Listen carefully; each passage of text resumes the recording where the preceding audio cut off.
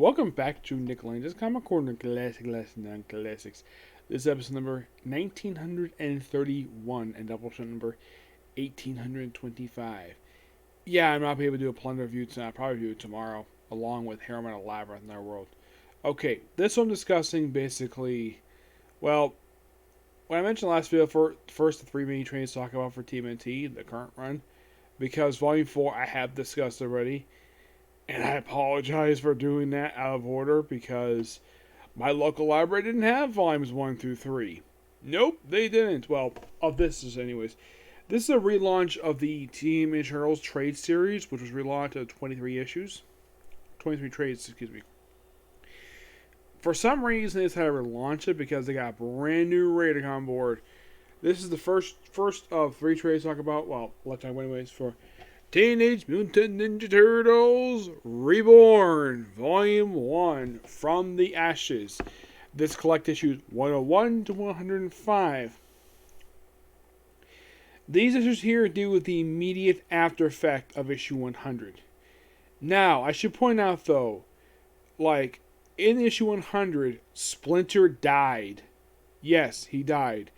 I believe in terms of Turtles continuity, I believe this is the third continuity where you had him die.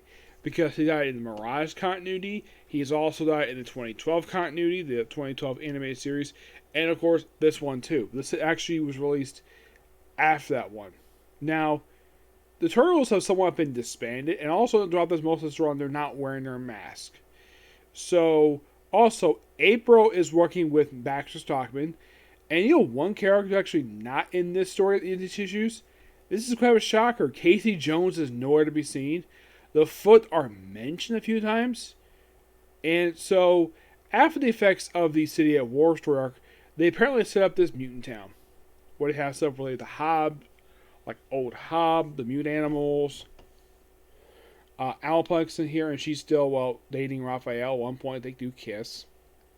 Yes, a fox and a turtle kissing. I have nothing against it because they did build up over the course of the series.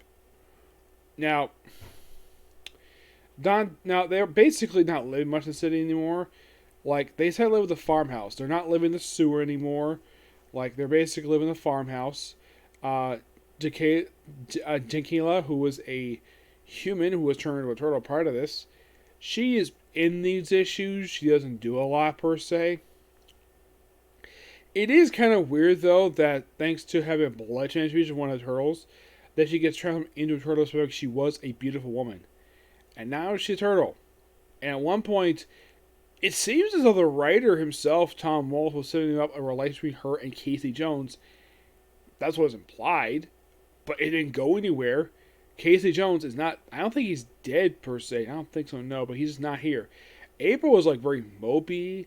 She's like, well... She basically is very depressed, but one thing I do appreciate from the artwork perspective, at least they don't have her put on weight. Thank God for that, because that's usually a stereotype for basically people who are depressed, where usually one of the side effects is either eat a lot, or to basically they put on some weight. April is still thin, so I at least appreciate that. So, the only turtle that lives, now the two of the turtles live in the farmhouse. The farmhouse is actually made its first appearance in the, I believe it was during the first year of the TMNT coming back in the 80s. This farmhouse has popped up several times TMNT continuity. It popped up in the original Mirage continuity. It also popped up in the movie continuity. Let's see. It also, in case you weren't, when was the first time popped up in this continuity? I believe it was just after about a little over 2 years into the series, after when Leonardo was brainwashed to come up the Jonin for the Foot. That was the first time in this continuity. It's also popped up in the 2003 continuity and 2012. The only continuity I can think of where the farmhouse did not pop up in was the 1987 continuity. That was one that did not pop up in. Another was the Image continuity. As far as I can tell for that one, I don't think it popped up in that one either. No, not necessarily. Who was in the farmhouse? Mostly just Michelangelo and Leonardo. And Raphael and Donatello. In case you get the yellow one. That's actually supposed to be, I think it's supposed to be Jacala. Yes. So, Donatello and Raphael are still living in the city. And, of course, Donatello is doing his own thing. And throughout most of the storyline, the Turtles do not wear a mask at all. So, the weird thing is, you read this, and you can't really tell who's who a lot of the time. I mean, it's a little bit color associated with these characters because they wear clothes. At one point, they go to a nightclub, and it's mostly just, like I said, just dealing with the after effects. Eventually, heroes do come together, and of course, you have Anaplex, the Raphael's girlfriend, giving her a mask, a green mask, and of course, Turtles doing something unique because they're martial arts. They start a martial arts school. Bakugan himself doesn't really do anything at all. If you want to think of one character who you don't hear a mention of him at all, is Shredder. Well, they do in fact have it where the foot pretty much refuted their compound. They're not doing anything this whole storyline. They're just basically just hiding out doing their own thing. But I gotta admit, the opening issues of this run is really good. In case you're curious, though, is Tom Waltz writing this? No. He has left the series. Yes. He's a consultant now. The main writer is done by Stephanie Campbell. And basically they have it where this is Manhattan, where each of these sections now, basically down here is the Turtles' lair, the Foot Clan headquarters near the docks, yeah, the Air Protection Force headquarters near what looks like to be Central Park, and Harold's lab is up here in like up Manhattan. Well, actually, it's Lower Manhattan. Yeah, and here's the artwork for you. I at least got to admit, basically, when it comes to his artwork, is that Stephanie Campbell does an absolute great job. Like, here's April O'Neil under this artwork. I believe it's April O'Neil. Let's see. I think so. Yeah, the only you can tell is basically just by the bandanas on her mask. Like, here's April for you. And despite the fact she's very depressed, you can clearly tell that despite the fact her apartment's a mess, I at least appreciate the fact that she's not putting on weight. Because that's what commonly would happen. But I'm so happy that they didn't do that. So, yeah. But in the case of the story overall, it's really good. And it does set the tone for pretty much the rest, tone for pretty much this run. And I'm going to give Teenage Mutant Ninja Turtles Reborn Volume 1 From the Ashes a 9.5 out of 10. Alright, next up we have the fourth and final trade that collects this very series, Gotham Central, Book 4, Carrigan. This collects issues 32 to 40. Now, in the original trades, they also did collect a issue of Detective Comics. Now, there was also the character of Josie Max made debut in Detective Comics. For some reason, she's not appearing in these issues. Nope. Now, they open the issue, which, by the way, you have Steve Leber doing the artwork for this one. It's mostly Poison Ivy brainwashing police officers and kidnapping. It's mostly Poison Ivy story. And then right after that, we actually have a 4-part called Dead Robins, where people think Robin's dead. And it turns out, nope, he's not dead. Like, Robin does briefly... Now Robin at this point in time is Tim Drake. He does come into play in the storyline. At one point, he's asked by Stacy, the Gotham City person... Okay, Matt. Yes, Matt, my cousin. So, in the case, basically, what's happening is that they also mentioned Infinite Crisis in here, which is also some stuff. Not really much in Gotham Central, but I'm glad I mentioned it here. Now, basically...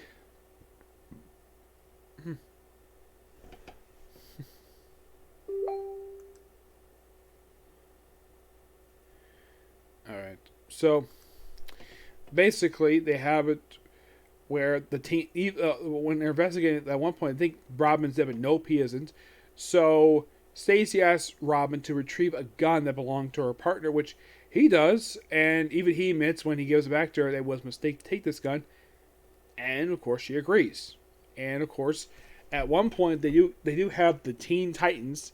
Now, I should point out the Teen Titans at this point in time are basically mentored by, well, mostly Cyborg. We're also having Starfire, Beast Boy, and Raven on the team, along with Wonder Girl and Kid Flash, who was barred out at this point in time. They do bring up that Connor Kent was actually not here, but it was great they brought them in. At one point, they have Starfire pop up, and they point out, oh, it's just like when. And this is so funny, like it's just like when Wonder Woman pops up, which I found to be so hilarious. Eventually, they find out that these two are just actors who just happen to basically pose. They don't really resolve the whole thing, but at least they prove Robin's not dead. But it's an absolute really good storyline. Yep. Now, in the case of the final 3 issues, it is called Carrigan 2. This follows up basically with the original Carrigan issues, where in these issues, Christmas Allen gets murdered by Jim Corrigan. Now you're thinking, Jim Corrigan, isn't that the Spectre? Not necessarily. This one is not the Spectre. There are technically 3 Jim Corrigans. One who's the Spectre, another one was Black with the pages of Black Lightning. This is the third one, who is a crooked CSI. Yep, so he gets killed, and at the end of the series, Jim Corrigan himself gets killed by Christmas Allen's son. And of course, Ray Montoya basically kind of takes him down, and right afterwards, she resigns from the GCPD, and she also breaks up with her girlfriend, Darla. Well, prior to this, they did have sex. A couple times. They break up, and of course, she goes their separate ways. Next time you see her is in page 52, where she basically is real to become PI, and she later becomes the Question.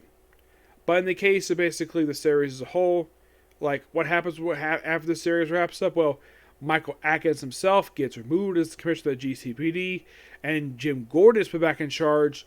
As far as I can tell, they don't really state exactly what happened to Michael Atkins. He just disappeared. He's no longer the commissioner of GCPD. Now, I have heard the reason why the series ended, because the writers, Greg Rucka and Brubaker, felt as though with the original artists left, they thought it was a good time for the series to end. Yeah. And of course, Batman does play a minor role in the series, and of course, also part of the series, and the Bat Singles put back up again. Yep. But they do bring them on the Wikipedia website exactly what happens to some of the characters. They do bring up the character Stacy, pops up in Tales Unexpected, which is basically a book that, well, it's a story. It's basically the miniseries where Christmas Allen becomes the Spectre. And he remains a Spectre for pretty much for the next 5 years, up until the Flashpoint reboot. Currently, Jim Corrigan is back being the Spectre. Christmas Allen, I don't think has popped up again. He was still technically declared dead in the previous continuity. And in case you're curious though, did Renee Montoya pop up in the current continuity? Yes. Her first post-Flash appearance was in a story arc done by of all people, Francis Manapro and Brian Buccellato. Yes, it was the final story arc done by them for Detective Comics. It was the third and last one. It was, I had to say the least. Yeah, I'm like, really? Yeah, as far as I can tell, I don't know what the reason for the storyline was. Like, if you read the events of Batman Eternal, it implied that Joker showed up, took back his face from Joker's daughter, and then you see her pop up in Detective Comics and you have the face back. Never properly explained. In case you're curious though, here's kind of the weird thing about the series. Harvey Bullock, despite being a member of the GCPD, he was still in jail. He only appeared in one story arc in this entire series. One. If you want to point out though, like, who was the general focus characters of the series? Oh, before I continue, there was this brief story here where Maggie Sawyer was basically seeing the paper where a crime scene photo popped up as a photo for a local newspaper.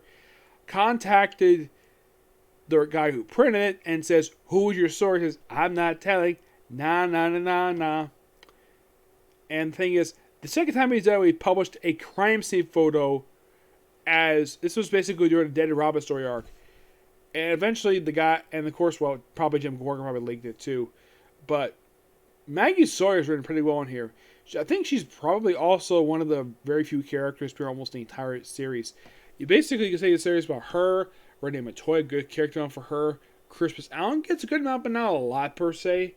They did focus on other members of the GCPD in here.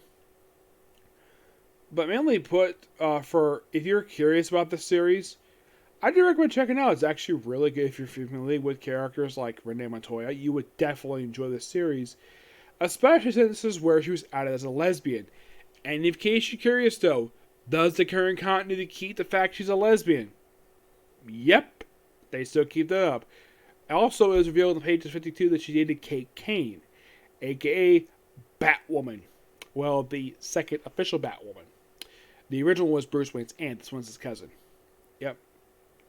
But in the case of the final trade for this particular one, I give this one a 9.5 out of 10. Really good. The whole series, I give it 10. It's really good. No bad issue the whole series per se. It's got good artwork. Despite the fact the artworks get replaced halfway through, like through 25, the remaining artists are basically like Keno,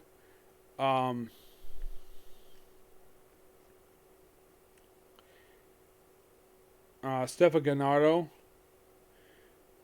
Jason Alexander. But yeah, really damn good books here. Love it.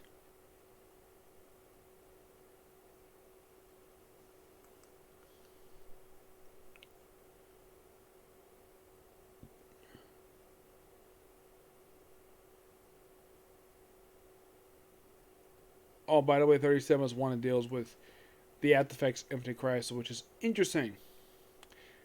But here's the weird thing about this book. It is by far the only Bat book published between 2000, from 2005 to 2011 did not tie into a crossover. But I'm thinking, really? It didn't? Yes, I always thought that was kind of weird about this book. Is that it never tied into book where it's like War Games or any crossover that ever happened in their during period of time I've reading comics. It never did. Never. And oddly enough, aside from seeing the Teen Titans, like, if you want to think about it, the only like outside character, maybe just Captain Marvel. Oh, DC's Captain Marvel, that is. Yep. But yeah, that's particularly it for this particular review. And sweet. That's pretty much it for video tonight. What's going to do Plunder? I think I'll do it tomorrow. I'll review for, okay? Next video. Bye.